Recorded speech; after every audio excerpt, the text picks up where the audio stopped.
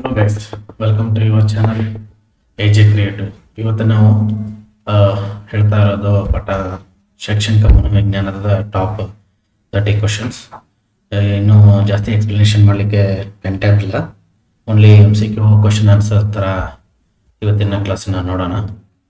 ಅದೇ ಮೊದಲನೇ ಭಾಗದಲ್ಲಿ ಮೊದಲನೇ ಕ್ವಶನ್ ಇದಾಗಿದೆ. ಮನೋವಿಜ್ಞಾನದ ಫಿಸಿಕ್ಸ್ ಎಂಬ ಪದವು ಈ ಭಾಷೆಯಿಂದ ಬಂದಿದೆ. Option A English, option B Latin, option C Turkey, option D Greek. ಇದರಲ್ಲಿ ಸರಿಯಾದ ಉತ್ತರ option D Greek. Option D Greek ಭಾಷೆಯಿಂದ ಮನೋವಿಜ್ಞಾನದ ಫಿಸಿಕ್ಸ್ ಎಂಬ ಪದವು ಬಂದಿದೆ. ಇನ್ನು ಮುಂದಿನ ಕ್ವಶನ್ ನೋಡ್ತಾ ಹೋದಾದ್ರೆ ಮನೋವಿಜ್ಞಾನದ ಫಿಸಿಕ್ಸ್ ಈ ಪದದ ಅರ್ಥ ಏನಂತ ಕೇಳಿದ್ದಾರೆ. ಅದರಲ್ಲಿ ಆಪ್ಷನ್ಸ್ ಕೊಟ್ಟಿದ್ದಾರೆ. ಎ ಯಲ್ಲಿ ಮನುಷ್ಯ, ಬಿ ಯಲ್ಲಿ ಆತ್ಮ, ಸಿ ಯಲ್ಲಿ ದೇಹ, ಡಿ ಯಲ್ಲಿ ತಲೆ. ಇದರದ ಸರಿಯಾದ ಆನ್ಸರ್ ಬಿ ಆತ್ಮ. ಮನೋವಿಜ್ಞಾನದ ಫಿಸಿಕ್ಸ್ ಈ ಪದದ ಅರ್ಥ ಆತ್ಮವಾಗಿದೆ. ನನ್ನ ಮುಂದಿನ ಪ್ರಶ್ನೆ ನೋಡ್ತಾ ಹೋದ್ರೆ, ಮನೋವಿಜ್ಞಾನವು ಆತ್ಮದ ವಿಜ್ಞಾನವಲ್ಲ ಎಂದು ವಿರೋಧಿಸಿದವನು. ಇದರದ ಪ್ರಶ್ನೆಯಾದ ಆಪ್ಷನ್ಸ್ ಏನಿದೆ ಅಂದ್ರೆ A option A Kant, B Watson, C Titchener, D Sigmund Freud. ಇದರದ ಸರಿಯಾದ ಉತ್ತರ ಆಗುತ್ತೆ ಎ ಕ್ಯಾಂಟ್. ಇನ್ನು ಮುಂದಿನ ಪ್ರಶ್ನೆ ನೋಡ್ತಾ ಹೋದ್ರೆ ಸ್ನೇಹಿತರೆ, ಇದು ವ್ಯಕ್ತಿಯಲ್ಲಿನ ಭಾವನಾತ್ಮಕ ಚಟುವಟಿಕೆ ಅಲ್ಲ. ಇದರಲ್ಲಿ ಆನ್ಸರ್ ಹೀಗಿದಾವೆ: ಕೋಪ, ದುಃಖ, ಆಪ್ಷನ್ ಸಿ ಹರ್ಷ, ಆಪ್ಷನ್ ಡಿ ನೃತ್ಯ. ಇದರ ಸರಿಯಾದ ಉತ್ತರ ಇದಾಗಿದೆ ಸ್ನೇಹಿತರೆ, ಡಿ ನೃತ್ಯ. ಒಬ್ಬ ವ್ಯಕ್ತಿಯಲ್ಲಿನ ಭಾವನಾತ್ಮಕ ಚಟುವಟಿಕೆ ಅಲ್ಲವಾಗಿರೋದು ಇಲ್ಲಿ ನೃತ್ಯವಾಗಿದೆ. ಇನ್ನು ಮುಂದಿನ ಪ್ರಶ್ನೆ ನೋಡ್ತಾ ಹೋದ್ರೆ, ಮನೋವಿಜ್ಞಾನದ ಜ್ಞಾನವನ್ನು ಶಿಕ್ಷಣ ಕ್ಷೇತ್ರಕ್ಕೆ ಅನ್ವಯಿಸಿಕೊಳ್ಳುವ ಶಾಖೆ. ಇದರಲ್ಲಿ ಆಪ್ಷನ್ ಎ ಶೈಕ್ಷಣಿಕ ಮನೋವಿಜ್ಞಾನ, ಆಪ್ಷನ್ ಬಿ ಸಾಮಾಜಿಕ ಮನೋವಿಜ್ಞಾನ, ಆಪ್ಷನ್ ಸಿ ಭಾವನಾತ್ಮಕ ಮನೋವಿಜ್ಞಾನ, ಆಪ್ಷನ್ ಡಿ ತುಲನಾತ್ಮಕ ಮನೋವಿಜ್ಞಾನ. ಇದರಲ್ಲಿ ಸರಿಯಾದ ಉತ್ತರ ಶೈಕ್ಷಣಿಕ ಮನೋವಿಜ್ಞಾನ. ಮನೋವಿಜ್ಞಾನದ ಜ್ಞಾನವನ್ನು ಶಿಕ್ಷಣ ಕ್ಷೇತ್ರಕ್ಕೆ ಅನ್ವಯಿಸಿಕೊಳ್ಳುವ ಶಾಖೆಗೆ ಶೈಕ್ಷಣಿಕ ಮನೋವಿಜ್ಞಾನ ಎಂದು ಹೇಳಲಾಗುತ್ತದೆ. ಇನ್ನು ಮುಂದಿನ ಪ್ರಶ್ನೆ ನೋಡ್ತಾ ಹೋದ್ರೆ, ಮನೋವಿಜ್ಞಾನದ ಅರ್ಥ ಹರಿದು ಬಂದ ದಾರಿಯ ಸರಿಯಾದ ಕ್ರಮ. ಇದು ಏರಿಕೆ ಕ್ರಮದಲ್ಲಿ ನಾವು ಹೇಳಬೇಕಾಗುತ್ತೆ. ಅಂದ್ರೆ ಮೊದಲು ಯಾವ್ದು ಬಂದಿದೆ, ಆಮೇಲೆ ನೆಕ್ಸ್ಟ್ ಯಾವ್ದು ಬಂದಿದೆ, ಆಮೇಲೆ ನೆಕ್ಸ್ಟ್ ಯಾವ್ದು ಬಂದಿದೆ. ಇದರಲ್ಲಿ ಆತ್ಮ, ಮನಸ್ಸು, ಪ್ರಜ್ಞೆ, ವರ್ತನೆ. ಇದರಲ್ಲಿ ಸರಿಯಾದ ಉತ್ತರ 1 ಆತ್ಮ, 3 ಮನಸ್ಸು, ಆಮೇಲೆ 2 ಪ್ರಜ್ಞೆ, ಆಮೇಲೆ ವರ್ತನೆ ಬಂದಿದೆ. ಅದಕ್ಕೆ ಈ ಆನ್ಸರ್ ಕರೆಕ್ಟ್ ಆಗಿದೆ. ಇನ್ನು ಮುಂದಿನ ಪ್ರಶ್ನೆ ನೋಡ್ತಾ ಹೋದ್ರೆ, ಪರಿಸರಕ್ಕೆ ಸಂಬಂಧಿಸಿದಂತೆ ವ್ಯಕ್ತಿಯ ಚಟುವಟಿಕೆಗಳ ವೈಜ್ಞಾನಿಕ ಅಭ್ಯಾಸವೇ ಮನೋವಿಜ್ಞಾನ ಎಂದು ಮನೋವಿಜ್ಞಾನಿಯ ಹೆಸರು ಯಾವುದಂತ ಕೇಳಿದ್ದಾರೆ. ಇದರಲ್ಲಿ ಆಪ್ಷನ್ಸ್ ಇದಾವೆ: ಗ್ಯಾರಂಟ್, ಕ್ರೋ ಮತ್ತು ಕ್ರೋ, ಸಿ ವುಡ್ವರ್ತ್, ಡಿ ಮ್ಯಾಕ್ಡ್ಯೂಲ್. ಇದರಲ್ಲಿ ಸರಿಯಾದ ಉತ್ತರ ಆಪ್ಷನ್ ಸಿ ವುಡ್ವರ್ತ್. ಆಪ್ಷನ್ ಸಿ ವುಡ್ವರ್ತ್ ಆಗಿದೆ. ಈ ಕ್ವಶನ್ಗೆ ಆನ್ಸರ್ ವುಡ್ವರ್ತ್ ಆಗಿದೆ. ಇನ್ನು ಮುಂದಿನ ಪ್ರಶ್ನೆ ನೋಡ್ತಾ ಹೋದ್ರೆ, ನಡತೆ ಮತ್ತು ವರ್ತನೆಗಳ ಸ್ಪಷ್ಟವಾದ ವಿಜ್ಞಾನವೇ ಮನೋವಿಜ್ಞಾನವೆಂದು ವ್ಯಾಖ್ಯಾನಿಸಿದವರು. ಇದರಲ್ಲಿ ಆಪ್ಷನ್ಸ್ ಕೊಟ್ಟಿದ್ದಾರೆ. ಇದರಲ್ಲಿ ಸರಿಯಾದ ಉತ್ತರ ಏನಾಗುತ್ತೆ ಅಂದ್ರೆ ಮ್ಯಾಕ್ಸ್ ಡ್ಯೂವಲ್.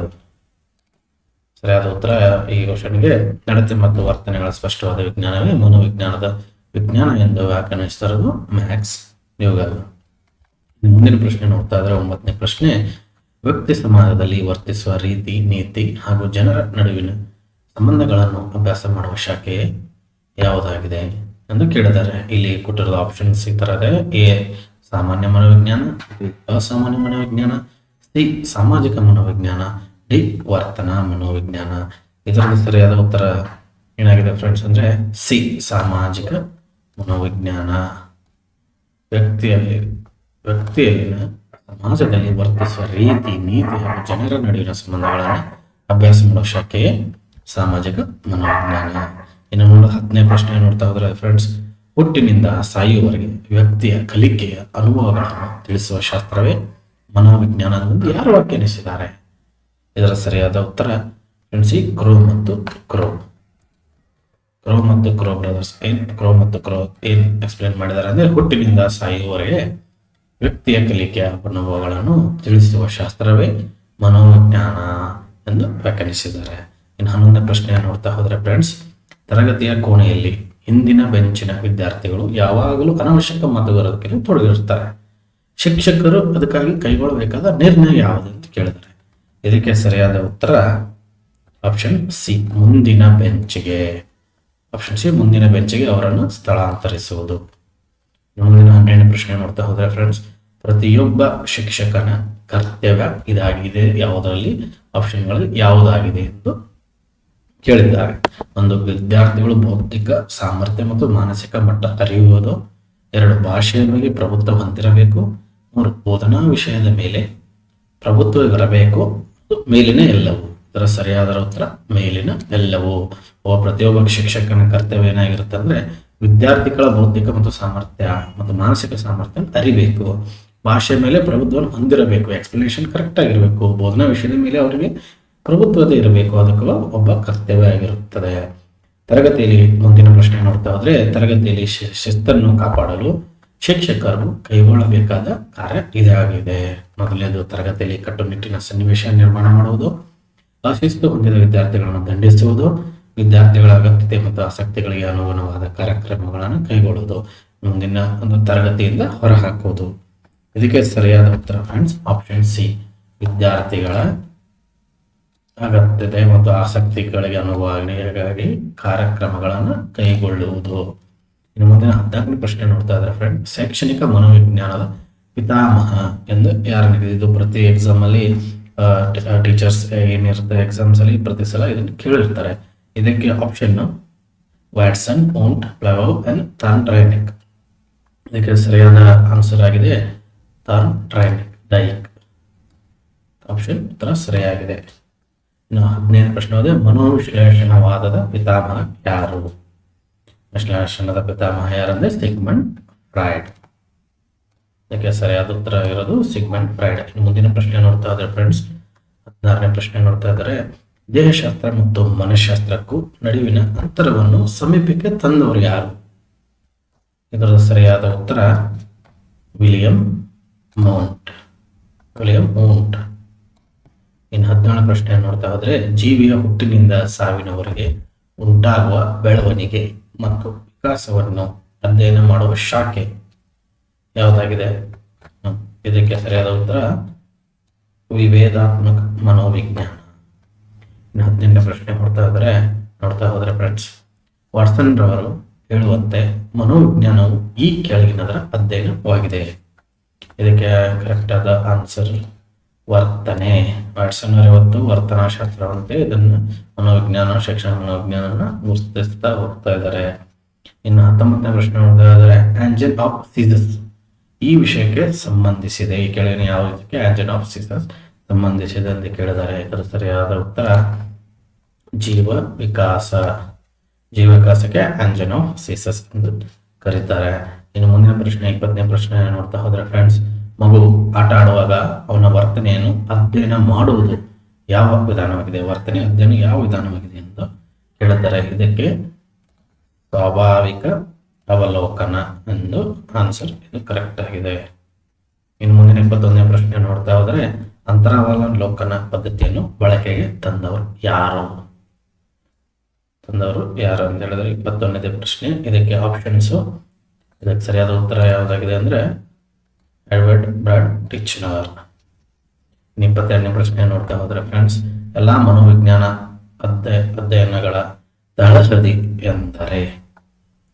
ಅಂದರೆ ಅಂತರಾವಲೋಕನ ಪದ್ಧತಿ ತಳಹದಿ ಆಗಿದೆ. ಮನೋವಿಜ್ಞಾನ ತಳಹದಿ ಅಂತರಾವಲೋಕನ ಆಗಿದೆ. 23ನೇ ಪ್ರಶ್ನೆ ನೋಡ್ತಾ ಹೋದ್ರೆ ಫ್ರೆಂಡ್ಸ್, ನಡವಳಿಕೆ ವಿಜ್ಞಾನ ಎನಿಸಿಕೊಂಡಿರುವುದು ಆಪ್ಷನ್ ಬಿ ಮನಃಶಾಸ್ತ್ರ. ನಡವಳಿಕೆ ವಿಜ್ಞಾನಕ್ಕೆ ಮನಃಶಾಸ್ತ್ರ ಎಂದು ವಿಚಾರಿಸಲಾಗುತ್ತದೆ. ಮುಂದಿನ ಪ್ರಶ್ನೆ ನೋಡ್ತಾ ಹೋದ್ರೆ ಫ್ರೆಂಡ್ಸ್, ವ್ಯಕ್ತಿಯ ಅಧ್ಯಯನದ ವಿಧಾನದ ಪಿತಾಮಹ.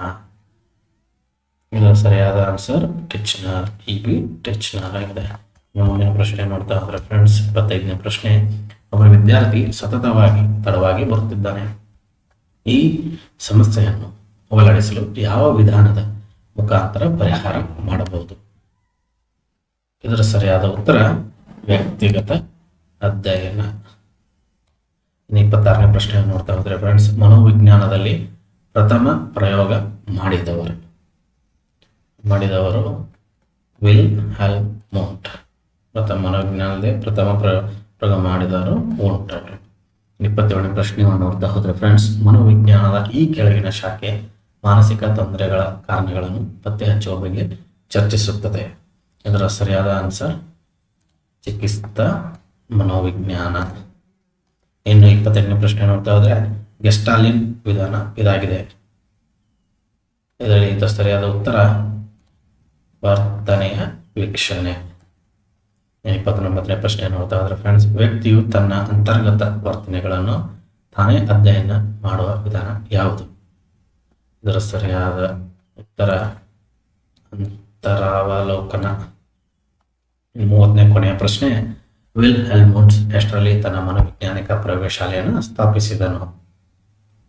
ಇದಕ್ಕೆ ಸರಿಯಾದ ಉತ್ತರ ಆಪ್ಷನ್ ಬಿ 1879. 1879ರಲ್ಲಿ ವಿಲ್ ಹೆಲ್ಮೋಂಟ್ ಅವರು ತನ್ನ ಮನೋವಿಜ್ಞಾನದ ಪ್ರಯೋಗಶಾಲೆಯನ್ನು ಸ್ಥಾಪಿಸಿದರು. ಇದಾಗಿದೆ ಫ್ರೆಂಡ್ಸ್ ಇವತ್ತಿನ ಕ್ಲಾಸು. ಟಾಪ್ 30 MCQ ಶೈಕ್ಷಣಿಕ ಮನೋವಿಜ್ಞಾನದ ಬಗ್ಗೆ ಟೀಚರ್ಸ್ ಏನು ಕಾಲ್ ಫಾರ್ ಮಾಡಿದ್ದಾರೆ, ಅದಕ್ಕೆ important top 30 MCQs.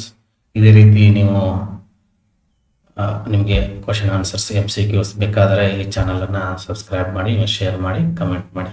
Thank you for watching.